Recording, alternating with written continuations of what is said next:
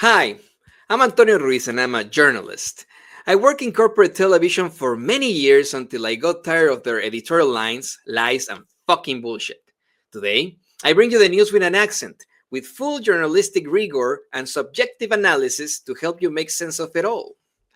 Don't forget to subscribe. Unfortunately, the genocide perpetrated by the political state of Israel continues. 5 Palestinians were killed in Gaza during the new Israeli attacks, despite a ceasefire brokered by the United States. Israel Defense Forces drones fire on civilians who were inspecting their homes in Shuhaiya and Khan Yunis. The army claimed they had crossed the yellow line.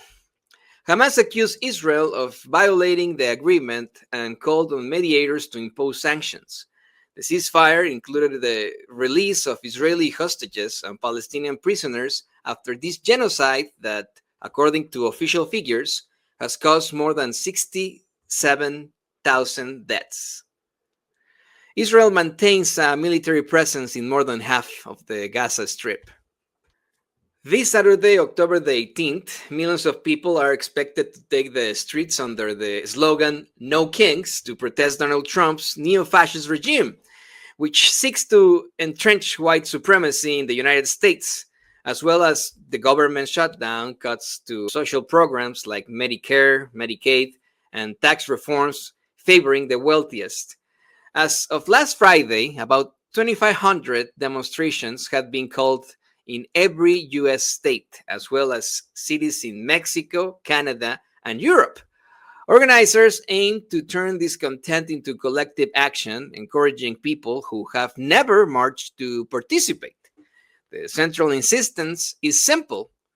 One of the principles of the United States and part of the country's fight for independence, a leader acting like a king must not be tolerated. The events are planned as peaceful, with security protocols and defined roles, and with a commitment by sponsoring groups to broaden the base of civic mobilization. Actor Robert De Niro joined the call. The original No Kings protest was 250 years ago.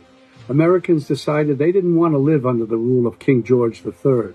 They declared their independence and fought a bloody war for democracy.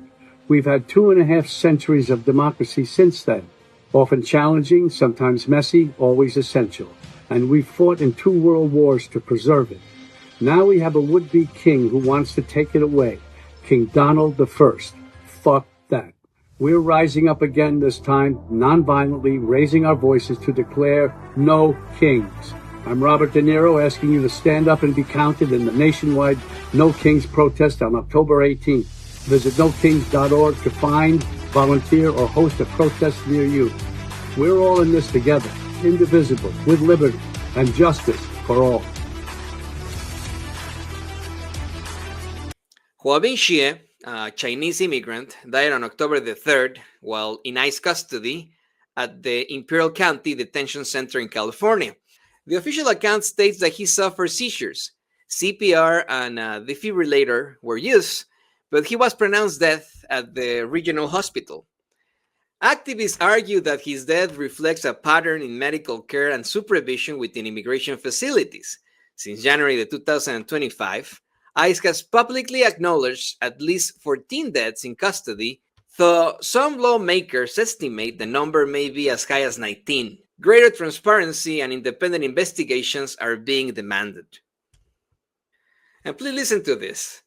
After Mass at St. Jerome Church in the Rogers Park neighborhood of Chicago, the priest alerted parishioners to the presence of ICE agents outside the church and organized volunteers to accompany vulnerable people, parents with children, mixed status families, back to their homes to prevent arrests.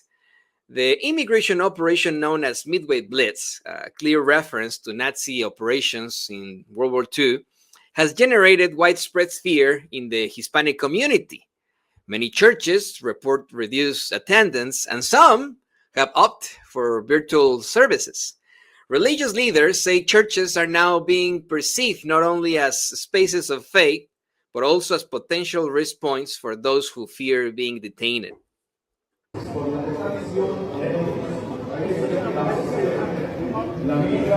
organiza el estacionamiento, está buscando por algunos ahí y también en el norte.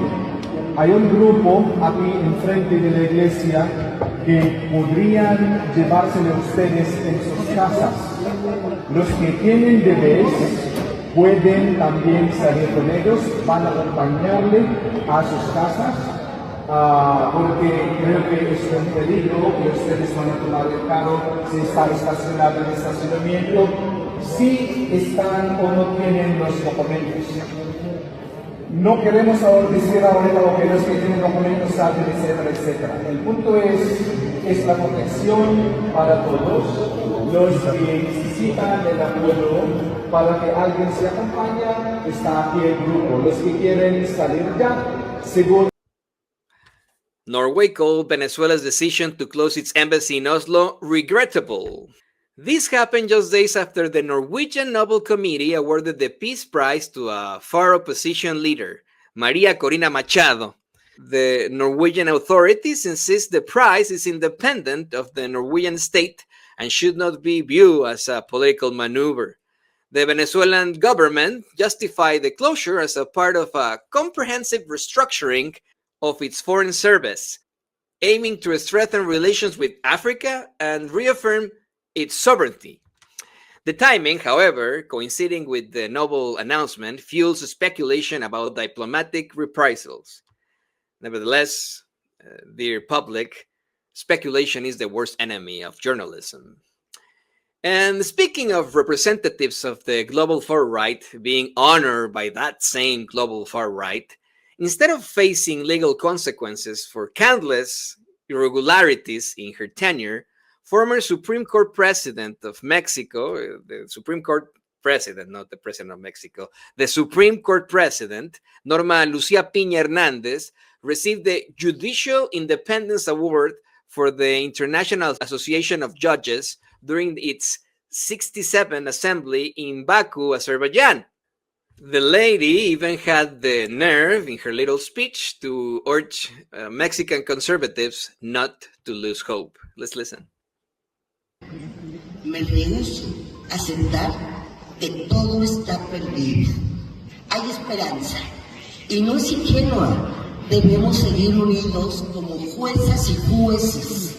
La unidad resguarda la independencia judicial, da coraje frente a la presión y vuelve efectiva la tutela de los derechos. Con gran gratitud y humildad recibo este premio como un mandato. Nadie debe perder la esperanza.